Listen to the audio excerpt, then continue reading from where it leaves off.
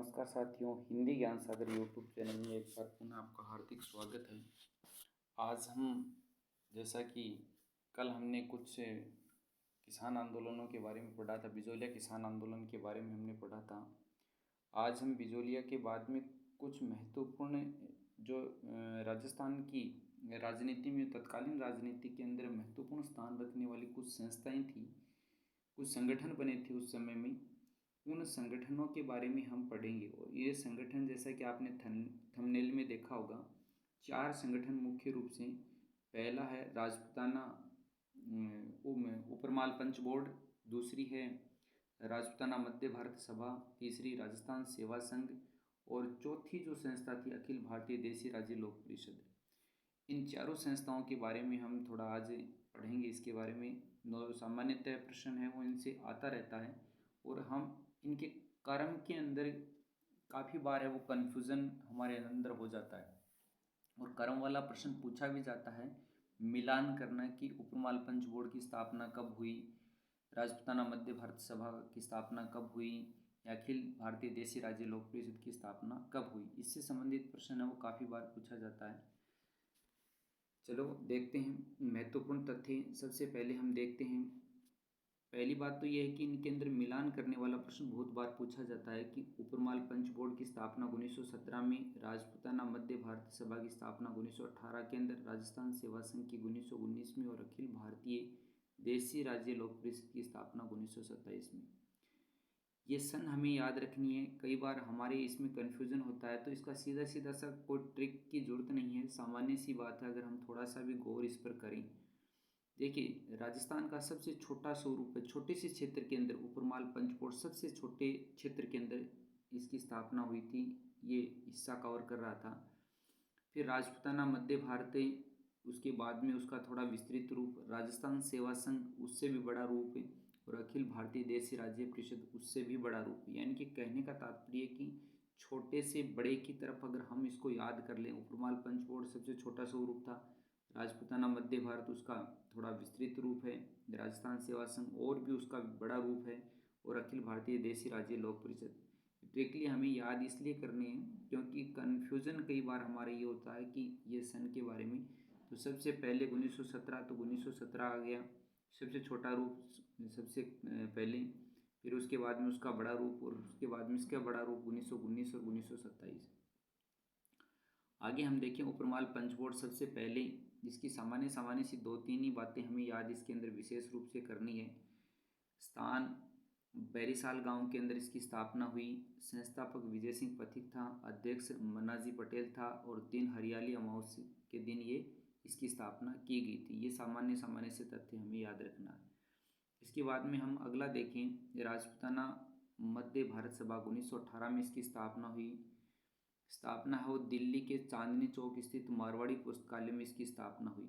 विशेष तौर से हमें ये तथ्य याद रखने, दिल्ली के चांदनी चौक में स्थित मारवाड़ी पुस्तकालय में इसकी स्थापना हुई थी, तो इस चीज़ के बारे में हमें विशेष रूप से ध्यान है वो रखना है। इसके बाद में है संस्थापक सदस्य कौन था, इसके अंदर कौन कौन शामिल थे। तो संस्थापक सदस्यों के अंदर काफ़ी इनके नाम हैं, गणेश शंकर विद्यार्थी, विजय सिंह पथिक, जमनालाल बजाज, चांदकरण सुराणा, गिरधर शर्मा, स्वामी नरसिंह, देव सरस्वती, ये इसके संस्थापक सदस्य थे। तो इनमें से हो सकता है कई बार संस्थापक सदस्यों के बारे में पूछ ले कि इनमें से कौन नहीं था, इस प्रकार का प्रश्न है वो कई बार पूछने के चांस रहते हैं। राजपूताना मध्य भारत सभा के अधिवेशनों के बारे में विशेष ध्यान से रखना है हमें। इसके 4 अधिवेशन हुए थे। पहला 1918, उसके बाद में दिसंबर 1919, तीसरा मार्च 1920 और चौथा है दिसंबर 1920 के अंदर हुआ था। तो इनके बारे में हमें खास ध्यान रखना है। दिसंबर 1920 में नागपुर में कहाँ हुआ था, कब हुआ था। दिल्ली के अंदर सबसे पहला, दूसरा अमृतसर दिसंबर 1919, तीसरा अजमेर मार्च 1920, और इसकी अध्यक्षता जमनालाल बजाज की अध्यक्षता में 1920 में अजमेर में हुआ था। और चौथा जो अधिवेशन हुआ था वो नागपुर में दिसंबर 1920 में। यहाँ पर देखिए थोड़ी सी बात ये है कि हमारे माध्यमिक शिक्षा बोर्ड की किताबों के अंदर ये दे रखा है तथ्य, तो इसलिए हमें ये भी ध्यान रखना है कि पहले नरसिंह चिंतामणि को इसकी अध्यक्षता करनी थी, लेकिन वो जेल में थे, इस कारण से उनकी जगह गणेश नारायण सोमानी है, इन्होंने इसकी अध्यक्षता की थी नागपुर अधिवेशन 1920 के अंदर। और 1920 का जो नागपुर अधिवेशन था उसके बाद में इसको कांग्रेस की ही एक सहयोगी संस्था के रूप में स्वीकार कर लिया। यानी कि कहने का तात्पर्य कि यहाँ पर इसका वर्चस्व वो खत्म हो जाता है, 1920 में इसे कांग्रेस की सहयोगी संस्था मान लिया गया। तो ये तथ्य हमें खास करके याद रखने, आप लिखोगे, अपने नोट्स बनाओगे, एक बार लिखोगे, 2 बार इसको पढ़ोगे तो इतने में ये याद हो जाएंगी। इसके बाद में राजस्थान सेवा संघ की स्थापना 1919 क्रम से चल रहा जो भी चीज़ें हैं, 1919 के अंदर इसकी स्थापना हुई। अब इससे संबंधित महत्वपूर्ण जो तथ्य हमें याद रखना स्थान है, ये वर्धा महाराष्ट्र में इसकी स्थापना हुई। संस्थापक इसके विजय सिंह पथिक थे। विजय सिंह पथिक के साथ साथ में अन्य और कौन कौन सदस्य थे जिनका इसकी स्थापना में योगदान था, और उनमें है विजय सिंह पथिक के साथ साथ में रामनारायण चौधरी, हरिभाई किंकर, अर्जुन लाल सेठी, केसरी सिंह बारट। इसी संस्था को 1920 में इसकी स्थापना जब हुई थी तब ये वर्धा महाराष्ट्र में हुई थी, लेकिन 1920 के बाद में इसको स्थानांतरित कर दिया गया और 1920 में वर्धा से इसे अजमेर है वो स्थानांतरित कर दिया गया। इस संस्था के द्वारा, कौन सी संस्था, राजपूताना मध्य भारत सभा के द्वारा एक समाचार पत्र है वो प्रकाशित होता था और उस समाचार पत्र का नाम था राजस्थान केसरी। 1920 में ये वर्धा से प्रकाशित होता था। आर्थिक सहयोग इसके प्रकाशन के अंदर जमनालाल बजाज का था, मार्गदर्शन है विजय सिंह पथिक का और संपादक इसके रामनारायण चौधरी थे। ये समाचार पत्र है वो प्रकाशित होता था। 1920 में ये वर्धा से फिर अजमेर स्थानांतरित हो गई थी संस्था। तो ये समाचार पत्र है 1921 में अजमेर से इसका प्रकाशन होना शुरू हुआ, तो इसके ऊपर प्रतिबंध लगा दिया और प्रतिबंध लगाने के बाद में ये तरुण राजस्थान के नाम से अजमेर से प्रकाशित हुआ।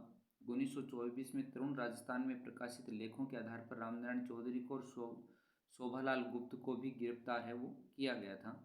बाद में रामनारायण चौधरी को छोड़ दिया गया था, शोभालाल गुप्त है उसको गिरफ्तार ही रखा था।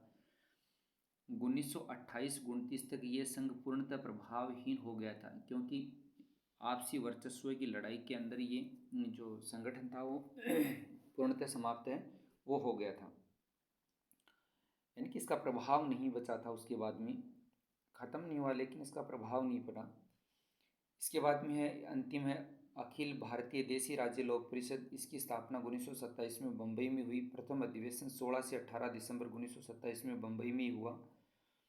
अध्यक्ष उसके उस समय में थे दीवान बहादुर रामचंद्र राव, उपाध्यक्ष थे विजय सिंह पथिक। रामनारायण चौधरी को भी कार्यभार दिया गया। राजस्थान और मध्य भारत के प्रांतीय सचिव का कार्यभार रामनारायण चौधरी को भी उस समय में दिया गया था। कार्यकारिणी में राजस्थान से 7 सदस्य थे। 7 सदस्य कौन कौन थे? नैनूराम शर्मा थे कोटा से, शंकरलाल शर्मा थे अजमेर से, जयनारायण व्यास जोधपुर से, कन्हैया लाल कलयंत्री ये भी जोधपुर से थे, और 2 सदस्य बीकानेर और एक करौली से था। रामदेव पोदार बीकानेर से, बालकिशन पोदार वो भी बीकानेर से, त्रिलोकचंद माथुर ये करौली से थे। ये 7 सदस्य इसकी कार्यकारिणी में सम्मिलित थे, राजस्थान के सदस्य। इस संस्था की स्थापना का उद्देश्य क्या था? भारत की देशी रियासतों में शांतिपूर्ण उपायों से वहाँ के राजाओं की छत्रछाया में उत्तरदायी सरकार की स्थापना करना। यानी कि मूल बात ये कि उत्तरदायी सरकार की स्थापना करनी थी देशी रियासतों के अंदर, लेकिन शांतिपूर्ण तरीके से, और इसी के लिए इस संस्था है उसका गठन है वो किया गया था। अखिल भारतीय देशी राज्य लोक परिषद का 7वां अधिवेशन, ये इम्पोर्टेंट है, ये बहुत बार पूछा जाता है एग्जाम्स के अंदर, क्योंकि एक तो राजस्थान से जुड़ा हुआ है। 1945 में इसका अधिवेशन उदयपुर में हुआ। अध्यक्षता उस समय में जवाहरलाल नेहरू ने की। 435 प्रतिनिधियों ने इसके अंदर भाग है वो लिया था। इसको विशेष ध्यान रूप से हमें ध्यान है वो रखना है।